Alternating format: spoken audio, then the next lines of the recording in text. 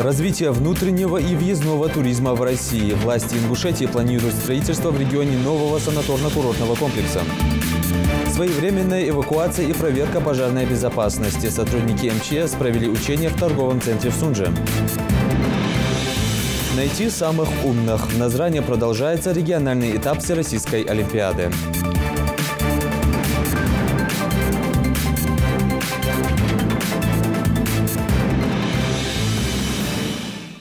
На канале Ингушетия новости 24. Добрый вечер. В Ингушетии построят санаторно-курортный комплекс в рамках новой федерально-целевой программы развития внутреннего и въездного туризма в России. Об этом сообщил глава Ингушетии в ходе интервью нашему телеканалу по итогам встречи с руководителем Ростуризма Олегом Сафоновым. Проект стоимостью более 1 миллиарда рублей предполагается реализовать до конца 2020 года в Малгобекском районе республики, где расположены источники лечебных и термальных вод. В новом комплексе можно будет пройти полный курс различных лечебных процедур. В рамках том, что курортов Северного Кавказа, этот проект у нас стоит туристический или медицинский кластер, так называемый, в районе Ачалуков, где у нас есть серная вода.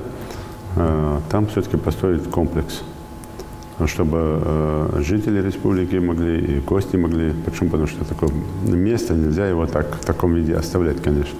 У меня давно эта идея была. И сейчас с помощью федеральной целевой программы по линии Ростуризма мы хотим именно вот там создать вот эти условия для людей. Полное интервью главы Ингушетии смотрите на нашем канале сегодня в 19:30. К другим новостям. В республике активно идет проверка систем противопожарной безопасности. Особенно тщательно в торговых центрах и местах массового скопления людей. Учения сотрудников МЧС и пожарной службы прошли сегодня в торговом центре в городе Сунжа, в ходе которых быстро эвакуировали посетителей и проверили исправность противопожарной системы. Ну а с персоналом провели профилактическую беседу о том, как вести себя при чрезвычайной ситуации. Репортаж Амины Боковой.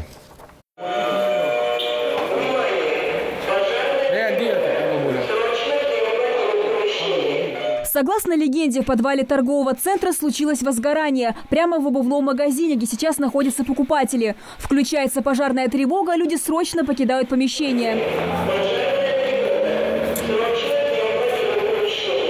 Через запасной выход сотрудники МЧС водят посетителей обувного магазина. Поскольку аварийный выход не был заперт, еще до прибытия спасателей всем посетителям торгового центра удалось выбежать на улицу. А уже через несколько минут к месту ЧП подъезжают пожарные.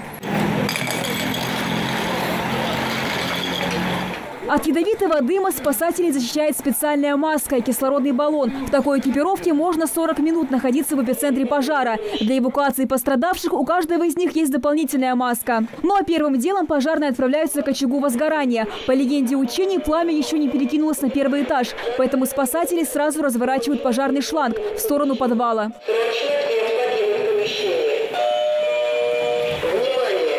Пожар потушен, жертв нет. Однако безопасность посетителей торгового центра успех сегодняшних учений не гарантирует. Необходимо еще проверить исправность датчиков дыма, срок годности огнетушителей и все, что в случае реального пожара поможет избежать жертв.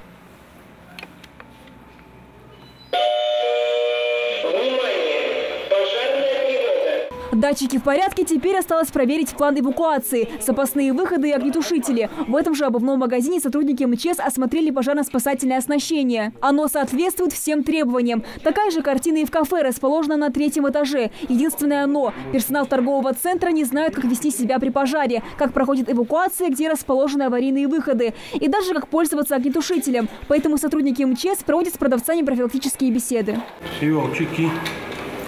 Вы выдергиваете?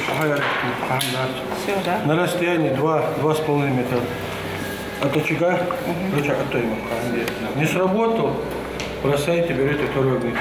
Хорошо. Потому что огнетушитель может сработать, может не сработать. Мы проверяли автоматическую пожарную сигнализацию в исправном состоянии, проверяли первичные средства пожаротушения, тоже в исправном состоянии, проверяли внутренний пожарный водопровод, тоже в исправном состоянии, проверили эвакуационные выходы, все эвакуационные выходы открыты, не загромождены. И выявлены нарушения незначительные, это отсутствие плана эвакуации людей при пожаре. инструкция о мерах пожарной безопасности. Подводя итоги сегодняшнего дня, сотрудники МЧС отмечают, с поставленной задачей справились, спасатели отработали на отлично. Но проверка уже других объектов на предмет пожарной безопасности нашей республики будет продолжаться. Амина Бокова, Асхаб Белакиев, Новости 24. С сегодняшнего дня меняются тарифы Почты России на пересылку почтовых карточек, писем и корреспонденции. Так, например, с указанной даты предельный максимальный тариф на пересылку простой почтовой карточки будет составлять 17 рублей. Заказанного письма весом до 20 грамм – 46 рублей. А письма с объявленной ценностью весом до 20 грамм – 105 рублей. Подорожает и пересылка заказных бандеролей. К примеру, предельный максимальный тариф на пересылку заказной бандероли весом 100 грамм увеличится на 6 рублей с 60 до 66. Вместе с тем отдельные тарифы останутся прежними. Так не изменится стоимость пересылки простого письма весом до 20 грамм и простой бандероли весом 100 грамм, а также цена за каждые последующие 20 грамм веса простого и заказного письма. В Пожарно-спасательном колледже Ингушетии прошел республиканский конкурс. В нем приняли участие команды из 6 СУЗов. Соревнования «Арт-Профи-2018» на признание самой лучшей профессии проходят уже не в первый раз и очень популярны среди студентов.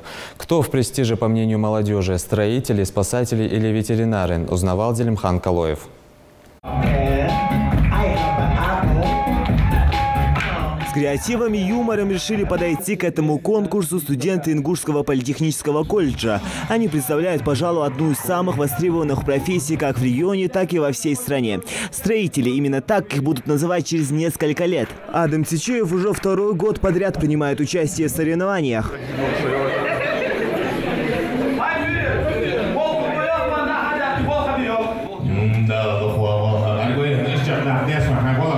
Выступать неплохо, скажем так, это даже интересно и несложно вообще.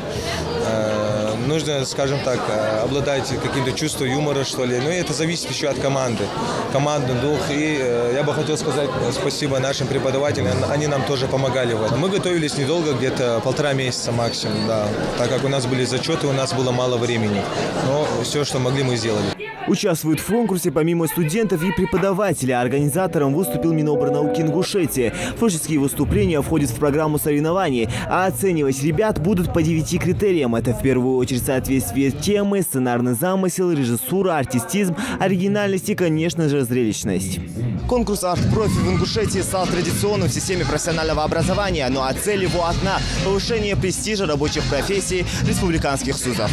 Тут и показ моды, над этой фэшн-коллекцией работали сами же студенты. Юмористические сценки, авторские песни, презентации видеороликов, танцы и прочее. А пожарно-спасательный колледж решил заинтересовать профессией фельдшера скорой медицинской помощи, которая подходит только людям с высоким уровнем эмпатии и сострадания. Фатима Мережкова – одна из них. Девушка считает своим призванием лечить, даже несмотря на хорошие вокальные способности.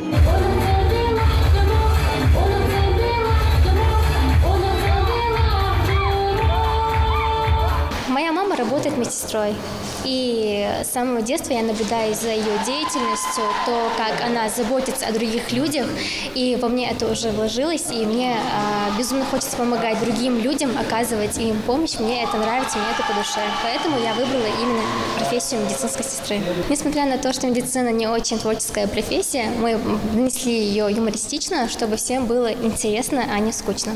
Портной, энергетик, строитель, бухгалтер, фельдшер, ветеринары – 6 специальностей от каждого СУЗа. И нельзя поспорить с тем, что хотя бы одна из них являлась бы неактуальной на сегодняшний день.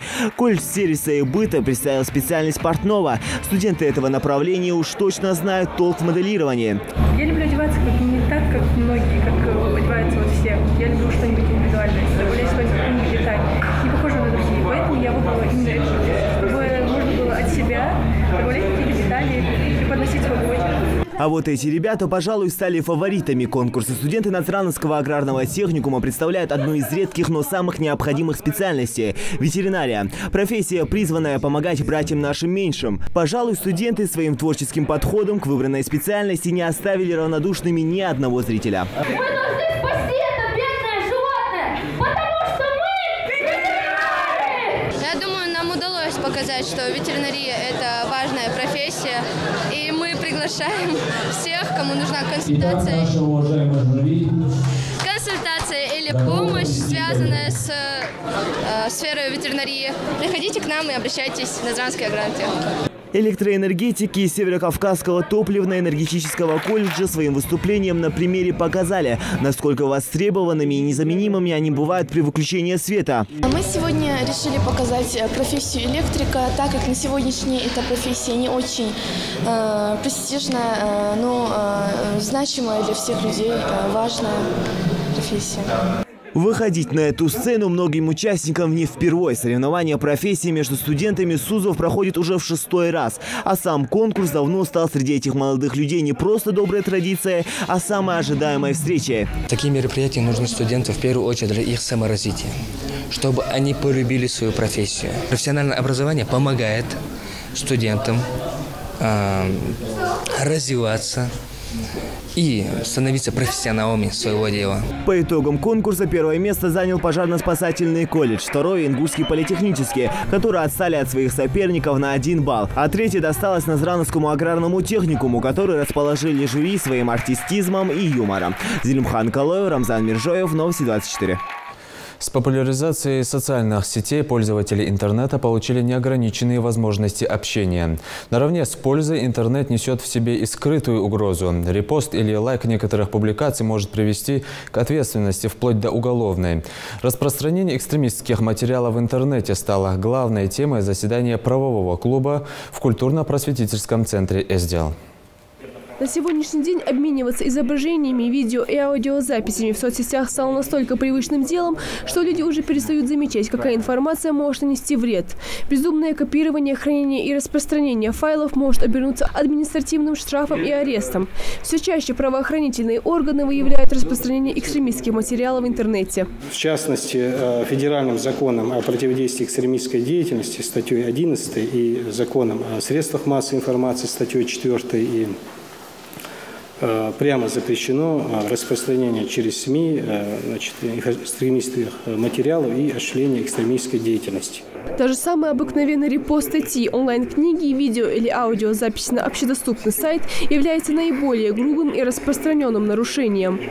В основном при внесении постановлений лица, привлекаемые к ответственности, они, в принципе, соглашаются с вменяемым правонарушением, и поэтому необходимость доказывания именно цели массового распространения не бывает необходимости, потому что, чтобы привлечь по этой ответственности, основной задачей является выявить, в каких целях эти материалы производятся или хранятся. Да? Чтобы не попасть в такую ситуацию, решив разместить данные, которые могут вызвать подозрение в распространении провокационного материала на своем интернет-ресурсе, лучше сначала заглянуть на сайт Минюста. Приводится пример.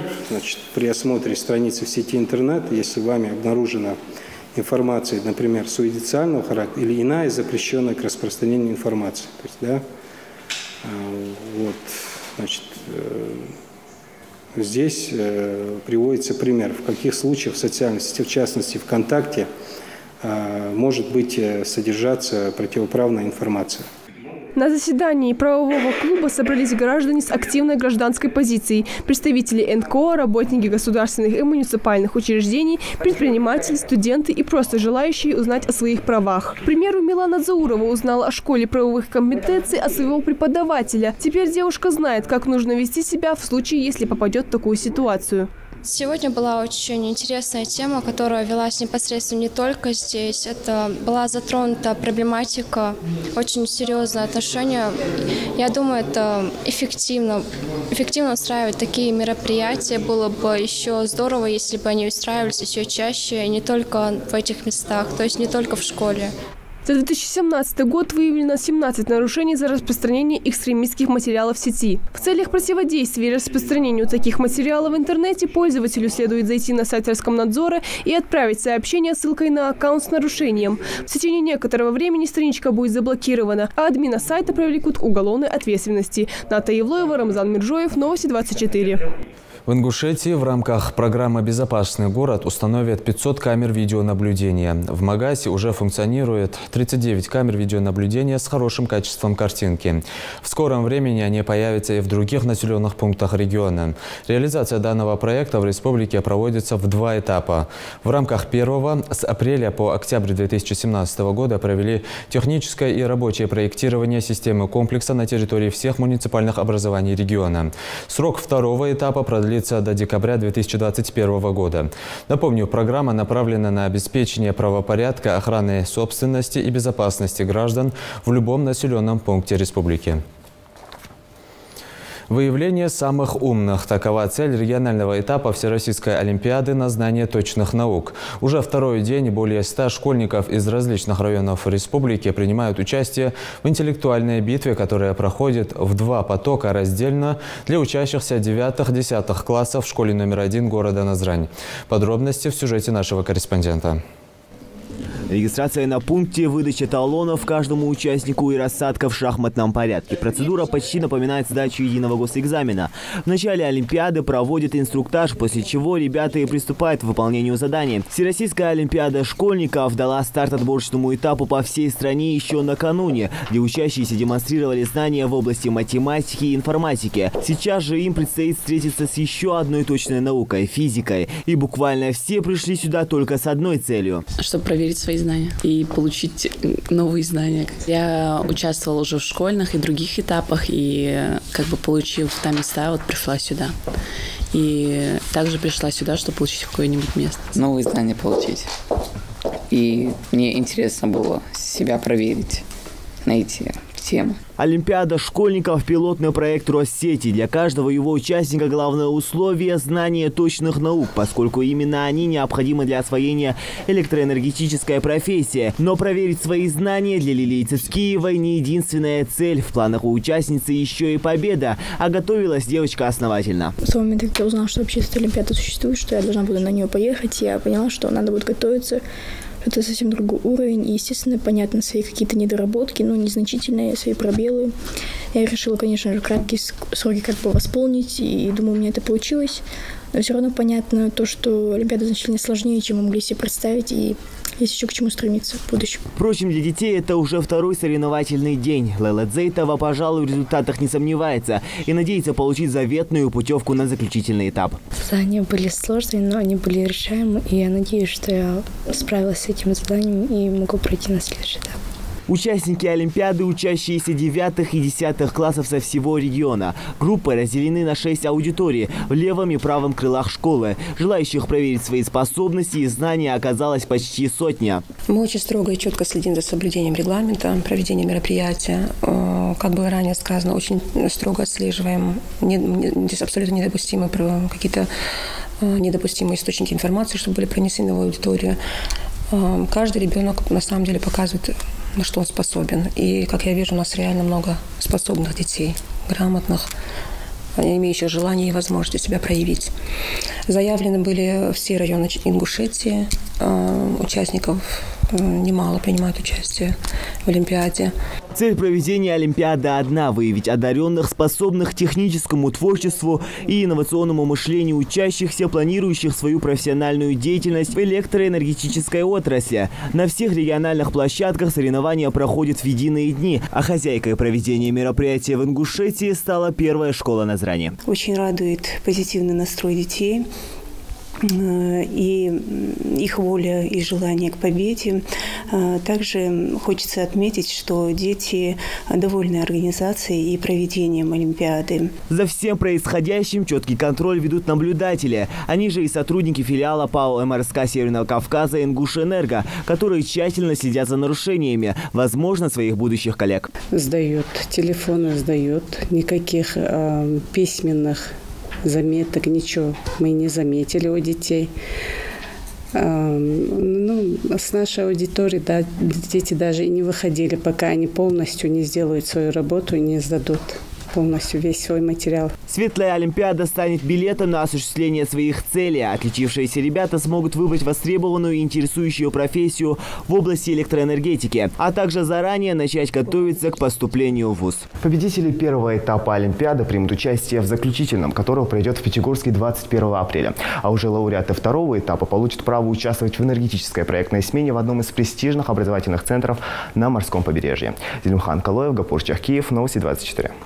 В апреле в Ингушетии пройдут 3 крупных спортивных мероприятия, среди которых международный турнир по смешанным боевым единоборствам, битва в Назране, дорога в М1, первенство СКФО по вольной борьбе среди юношей до 16 лет и второй этап Кубка России по скайранингу среди мужчин и женщин от 18 лет и старше.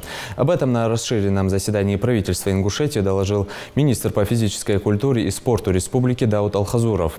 7 апреля во Дворце спорта Магаз состоится 10-й юбилейный турнир по смешанным боевым единоборствам М1 Челлендж, битва в Назране, дорога в М1. В общей сложности пройдут 18 поединков, 14 из которых с участием местных ребят. Следующим спортивным событием в регионе станет первенство СКФО по вольной борьбе среди юношей до 16 лет. Ингушетию представит команда из 50 участников. Спортсмены, занявшие призовые места, получат право принять участие в финале первенства России по вольной борьбе среди юношей. Глава республики подчеркнул, что все мероприятия должны пройти на высоком организационном уровне. 25 марта в городе Санкт-Петербург прошли крупные соревнования по дзюдо. В спорткомплексе «Юбилейный» собрались около 700 участников со всех уголков нашей страны, чтобы принять участие в 23-м ежегодном фестивале детского дзюдо. И на днях наши спортсмены вернулись с этого турнира, завоевав комплект из 5 медалей различных достоинств. Подробности у Микаила Тангиева. На прошедшем турнире в Санкт-Петербурге наши ребята выступили в количестве 10 человек, 3 из которых привезли медали высшей пробы. Одним из победителей турнира стал 11-летний Амин Ганиев, который выступает в весовой категории плюс 55 килограмм. Юный спортсмен успешно провел 5 схваток и в финальном поединке встретился с довольно опытным дзюдоистом. В ходе долгой и напряженной борьбы Амину все же удалось поставить точку в этом противостоянии и зрелищным броском отправить своего соперника на маты.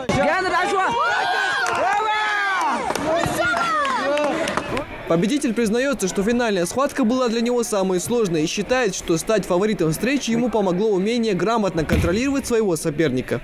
В финале тоже я сперва проигрывал. Я зашел издалека. Я хотел сделать свой прием издалека, но у меня не получилось. Потом он ошибнулся, и я его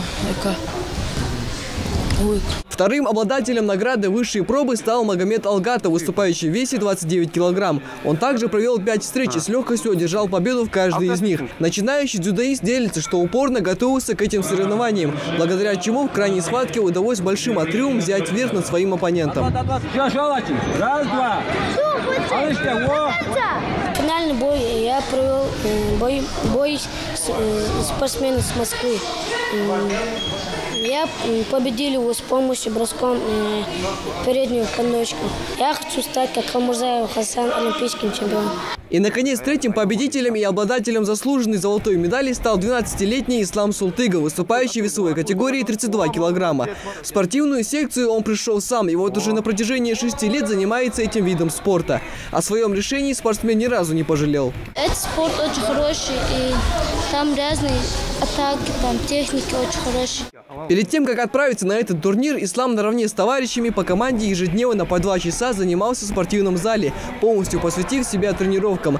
В результате это дало свои плоды. В финальном поединке спортсмен проводит зрелищный бросок своему оппоненту и тем самым вырывает победу в этой встрече.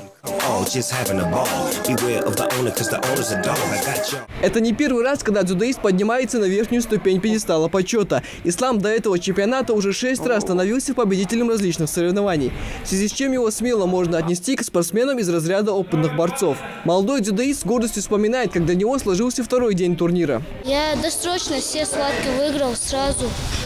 И там в финале у меня встретился мой знакомый друг из нашего зала. Вот с ним, у меня была сложная схватка, а все другие я сразу. Чего ты хочешь добиться в этом спорте? Я хочу стать олимпийским чемпионом, у меня это цель. Под руководством опытных тренеров в зале дзюдо занимается порядка сотни дзюдоистов. Тренерский штаб отмечает, что президент этого спортивного клуба Алаудин Парчиев периодически оказывает всяческую поддержку ребятам и помогает им во время выездных турниров. Наставники стараются ежемесячно вывозить своих подопечных на соревнования, тем самым определяя уровень спортсменов, исходя из чего они могут строить планы на следующие состязания. Дальнейшие планы мы собираемся работать. Вот сегодня наши юноши уже уехали на Кубок Европы в Тулу. Там старшие тренера сейчас тоже уехали туда. Там борются наши двое, Парчиев, Абу Муслим и Цуров. Я желаю им хорошо там выступить. Это как бы отбор на Европу. И старшие ребята туда тоже поехали. Такие вот результаты. Готовимся на СКВО, на Россию. Микаэл Тангиев, Рамзан Миржоев, Новости 24. Это были все новости к этому часу. Оставайтесь на канале Ингушетия.